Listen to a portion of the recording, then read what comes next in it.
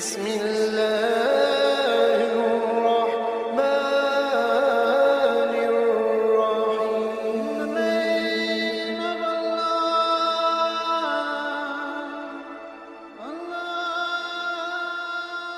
بسم اللہ الرحمن الرحیم. شروع اللہ کے نام سے جو بڑا مہربان اور نہایت رحم والا ہے. اشفاق احمد صاحب کہتے ہیں کہ میرے والد جانوروں کے ڈاکٹر تھے. ہمارے گاؤں میں سرکس لگ گئی. سرکس والوں کا ہاتھی بیمار ہو گیا. میں چھوٹا سا تھا. ابا جی ہاتھی کے علاج کی غرض سے جا رہے تھے. مجھے بھی ساتھ لے گئے. جب ہم سرکس کے ہاتھی کے پاس پہنچے اور ابا جی نے ہاتھی کا معائنہ شروع کیا تو ہاتھی نے زور سے اپنی سونڈ ہلائی, چنگھاڑا اور پیر اٹھا کر زور سے زمین پر مارا. میں بچہ تھا. ہاتھی کے اس ڈرل کو دیکھ کر اس قدر خوف زدہ ہوا کہ وہاں سے باغ نکلا. میرے ابا جی محمد خان میرے پیچھے آئے, مجھے روکا اور پوچھا, اشفاق تو سرکس سے کیوں بھاگ آیا؟ میں نے کہا, ابا جی ہاتھی مجھ پر حملہ آور ہو جائے گا, بس اس خیال سے دوڑ لگا دی. ابا جی نے کہا, ہاتھی کے پیروں میں بڑی سنگلی نہیں دیکھی تو نے؟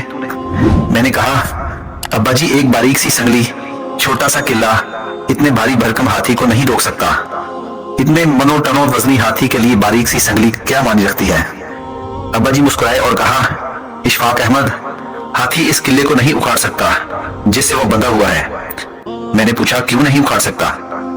ابا جی بولے, اشفاق سرکس والے جب اس ہاتھی کو جنگل سے پکڑ کر لائے تھے تب یہ چھوٹا سا بچہ تھا. ہاتھی کو اس باریک سنگلی اور اس چھوٹے سے قلعے کے ساتھ باندھ دیا گیا. تب ہاتھی نے بہت زور لگایا تھا, بڑی طاقت لگائی تھی کہ ہاتھی قلعہ اکھاڑ سکے, مگر اس وقت یہ بے پناہ طاقتور نہیں تھا, اس لیے نہ سنگلی توڑا سکا اور نہ قلعہ اکھاڑ سکا. پھر ہاتھی نے قلعے کو خود سے زیادہ مضبوط اور طاقتور سمجھ لیا. وقت گزرتا گیا, ہاتھی بڑا ہو گیا, اس کا وزن منو ٹنو ہو گیا, اس کی طاقت بھی بے پناہ ہو گئی, مگر یہ ہاتھی آج تک احساس کے اس قلعے سے بندھا ہوا ہے. اس لیے اب یہ زور نہیں لگاتا. چونکہ زور نہیں لگاتا تو قلعہ اکھاڑ بھی نہیں سکتا.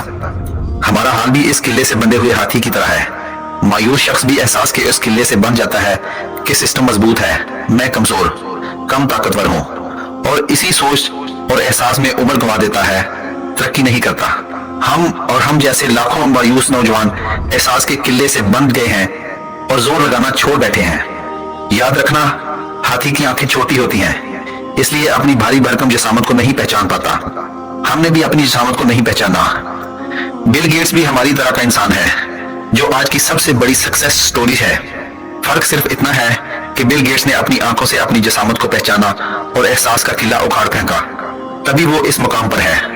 مسلمان ہو کر مایوس ہونا اچھی بات نہیں, اس لیے ہار نہیں ماننی چاہیے حالات سے.